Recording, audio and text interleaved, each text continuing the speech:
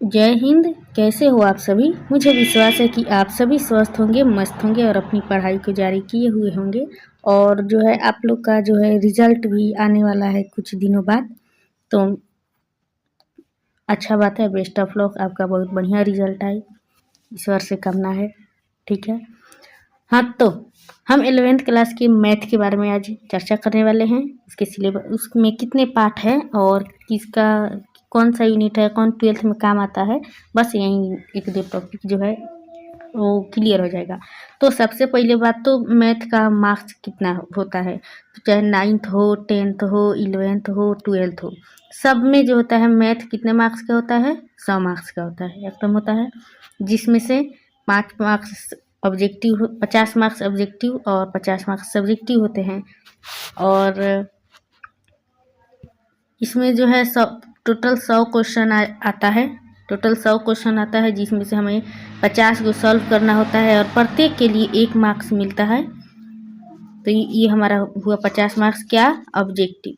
अब सब्जेक्टिव में इसी प्रकार इसमें क्या होता है, 2 प्रकार के प्रश्न होते हैं। एक होते हैं शॉर्ट क्वेश्चन आंसर, जिसमें 2 मार्क्स मिलता है, और एक होते हैं लॉन्ग क्वेश्चन आंसर, जिसमें 5 मार्क्स मिलते हैं। तो टोटल जो होता है परीक्षा में कितने प्रश्न आते हैं, टोटल 30 प्रश्न आते हैं। 30 प्रश्न आते हैं लघु, जिसमें से हमें 15 बनाने होते हैं और उसमें हमको 2 मार्क्स मिलता है। फिर आया 20 मार्क्स के आते हैं दीर्घ, 5 नंबर वाला क्वेश्चन, मतलब इसमें जो होता है 8 क्वेश्चन आते हैं। दीर्घ उत्तरीय में कुल 8 क्वेश्चन आते हैं, जिसमें से हमें 4 बनाना होता है और प्रत्येक के लिए 5 मार्क्स मिलता है। तो ये हो गया 4 5 20 और ये हुआ 15 दूना 30। तो ये इस प्रकार से क्या हुआ, सब्जेक्टिव हो गया। सब्जेक्टिव कितना मार्क्स का हुआ, 50 मार्क्स का हुआ। तो ये आपको समझ आ गया होगा।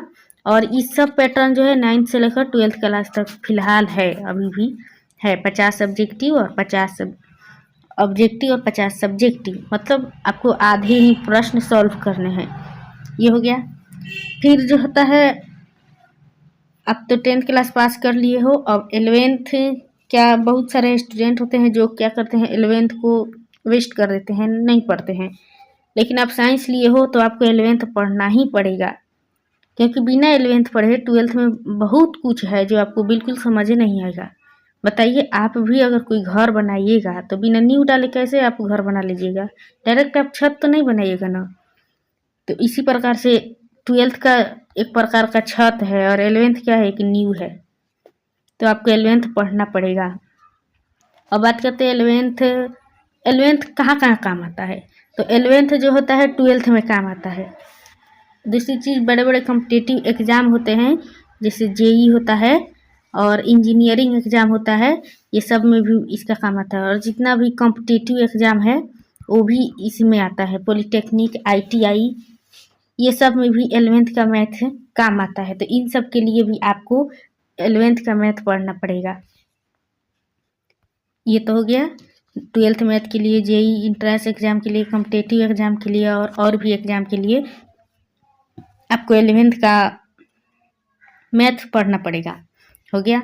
और जो है एनसीईआरटी, और क्या बात करते हैं, इसमें जो है कुल 16 चैप्टर है। इसमें 11th मैथ में 16 चैप्टर है।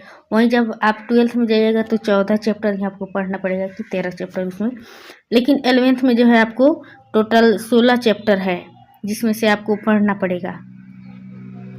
और ये भी 6 यूनिट में है। एक होता है समुच्चय फलन, समुच्चय संबंध एवं फलन, ये जो है ये एक यूनिट है। और त्रिकोणमितीय फलन, द्विघात समीकरण, रैखिक समीकरण, क्रमचय, द्विपद, अनुक्रम, ये भी एक यूनिट है। और ये सरल रेखा, शंकु परिच्छेद और ये त्रिविमीय ज्यामिति, ये भी एक तीसरा यूनिट है। सीमा अवकलज, ये कलन का यूनिट है।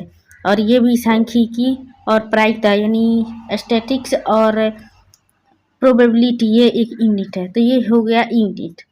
अब एक और बात बताते हैं कि आप कौन कौन से ऐसे पार्ट है जो आप 10th में भी पढ़े होगे, जो आपको 10th का भी नॉलेज काम आएगा।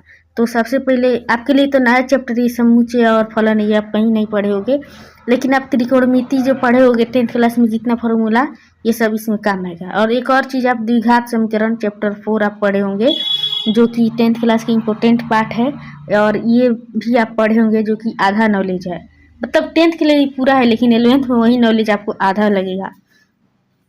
फिर ये असमीकाय आपके लिए नया है, ये क्रमचय संचय ये परमुटेशन कॉम्बिनेशन ये जो है आपके लिए नया है। द्विपद पर ये भी आपके लिए नया है। इसमें आप अगर a प्लस बी का होल स्क्वायर है तो a square plus 2ab plus B square ये कैसे हो जाता है, ये इसी द्विपद प्रमेय में आप पढ़ोगे। और फिर आया अनुक्रम श्रेणी, यानी आप जो 10th क्लास में एपी पढ़े हो एपी समानांतर श्रेणी, ठीक उसी प्रकार ये भी है, लेकिन इसमें दूसरा है ये दूसरा है, लेकिन आपको लगेगा कि हाँ 10th, लेकिन 10th क्लास से बिल्कुल अलग है यह। और ये रहा सरल रेखा जो आप नहीं पढ़े होंगे, ये शंकु परिच्छेद, लेकिन आप चैप्टर 7 पढ़े होंगे निर्देशांक ज्यामिति। निर्देशांक ज्यामिति वाला जो चैप्टर आप पढ़े होंगे वो इसका नॉलेज इन दोनों में काम आएगा, इन सब में है। और सीमा अवकलज ये आपके लिए नया है, और सांख्यिकी ये सब आपके लिए नया है, लेकिन इस नया नहीं आप नाम सुने हैं, लेकिन आपको पढ़ना पड़ेगा दूसरा चीज़। 9th 10th 11th 12th ये सब अलग अलग है लेकिन नाम सेम है। अब देखिए इसमें कौन कौन से ऐसे पार्ट है जो आपको 12th में भी काम आएगा। तो ये समुच्चय संबंध फलन ये भी 12th में आपको काम आएगा। फर्स्ट चैप्टर ही है relation and function 12th class का। और ये है त्रिकोणमितीय फलन, ये भी काम आएगा आपको।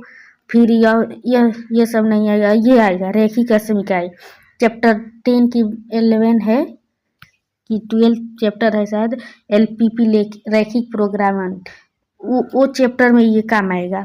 और ये नहीं काम आएगा, ये भी नहीं आएगा, ये भी नहीं आएगा। सरल रेखा हाँ ये काम आएगा आपको। और ये 3D जो 3D चैप्टर और वेक्टर चैप्टर आप पढ़ेंगे 12th क्लास में, तो इन दोनों यह पाठ इसका थोड़ा नॉलेज और इसका भी थोड़ा नॉलेज उसमें काम आएगा। और सीमा अवकलज तो बाप रे, इसमें तो 11th क्लास में जो होता है इसका महत्व तो बहुत कम है। इसका लगभग 8 से 10 मार्क्स का इसका 11th में वेटेज है। वहीं जब आप 12th में जाइएगा ना तो ये टोटल 88 मार्क्स का हो जाता है, मतलब इसका वेटेज जो होता है 44 है। लेकिन हमारा बिहार बोर्ड में 2 गुना प्रश्न आते हैं तो इसका मतलब 88, और मान लीजिए एक प्रकार से 90। ये जो चैप्टर है इसमें 5 चैप्टर पढ़ने होते हैं, और ये टोटल आपको क्या मैथ में आपको पास करवा देगा, बहुत बढ़िया नंबर आ जाएगा। से केवल आप ये चैप्टर पढ़ लीजिएगा तो 85 से 90 के बीच आपका मार्क्स सिर्फ इसी से आ जाएगा। और ये 12th में भी बहुत ज़्यादा है। फिर आया गणितीय विवेचन, ये क्लीन आया है, और ये बहुत मतलब कि क्या बोलते हैं दिमाग घुमाने वाला चैप्टर है। ये सब ये 12th में नहीं है ऐसा चैप्टर, और आपके लिए नया भी है। लेकिन ये प्रायिकता, उसमें भी प्रायिकता है, 12th में प्रायिकता है, लेकिन 11th का प्रायिकता बिल्कुल अलग है 12th से। तो क्या क्या काम आएगा आपको, ये काम आएगा ये 3 गो पाठ, और ये 4 गो पाठ, ये त्रिकोणमितीय 5 गो पाठ, और संबंध फलन 6 गो पाठ, और एक ये समुच्चय थोड़ा थोड़ा इसका भी काम आएगा 12th क्लास में। हो गया। अब 11th में कितने पाठ हैं, कुल 16 पाठ है। 11th के मैथ में कुल कितने पाठ है, 16 पाठ है। पहला पाठ है समुच्चय, दूसरा पाठ है संबंध फलन, तीसरा है त्रिकोणमितीय फलन, चौथा है गणितीय आगमन का सिद्धांत। ये भी जो NCERT न्यू NCERT है उसमें इसे डिलीट कर दिया गया है इस चैप्टर को। और फिर ये गणितीय विवेचन इसको भी डिलीट कर दिया गया है। फिर 5वां पाठ है सम्मिश्र संख्या और द्विघात समीकरण, 6ठा पाठ है रैखिक असमीकाय, और 7वां पाठ है क्रमचय तथा संचय, 8वां है द्विपद प्रमेय, 9वां है अनुक्रम तथा श्रेणी, सरल रेखा, शंकु परिच्छेद, त्रिविमीय ज्यामिति का परिचय, फिर सीमा और अवकलज, फिर गणितीय विवेचन, सांख्यिकी और प्रायिकता। आपको कुल 11th में इतने ही पाठ पढ़ने हैं। ठीक है, ये तो हो गया उसके सिलेबस के बारे में, एकदम पूरा हो गया कि क्यों पढ़ना चाहिए, क्या कौन कौन सा चैप्टर आप 10th में पढ़े हैं, कौन कौन 12th में काम आएगा, कितने चैप्टर जो है पूरे 11th में है, ये हो गया। अब देखिए अब हमारी तरफ से क्या सहयोग रहेगा, तो मैंने भी 11th तो पढ़ा है, और हमारी तरफ से सहयोग ये रहेगा कि हम जो पढ़े हैं नोट्स उसी से ही हम आपको भी वीडियो डालकर बताते रहेंगे, आपको भी हेल्प करते रहेंगे।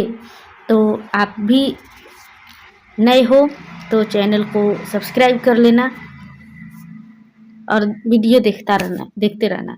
सिर्फ सब्सक्राइब नहीं करना है, उसको देखना भी है। अगर आप नहीं देख सकते तो सब्सक्राइब मत करना, ठीक है। तो ये रहा आपके पूरे 11th चैप्टर 11th मैथ के सिलेबस के बारे में। और उम्मीद करती हूँ कि आपको ये वीडियो बहुत पसंद आया होगा। फिर मिलेंगे अगले वीडियो में, तब तक के लिए जय हिंद, जय भारत। स्वस्थ रहिए, मस्त रहिए, अपनी स्टडी करते रहिए, खाली मत बैठिए। और फिर से पुनः जय हिंद, जय भारत।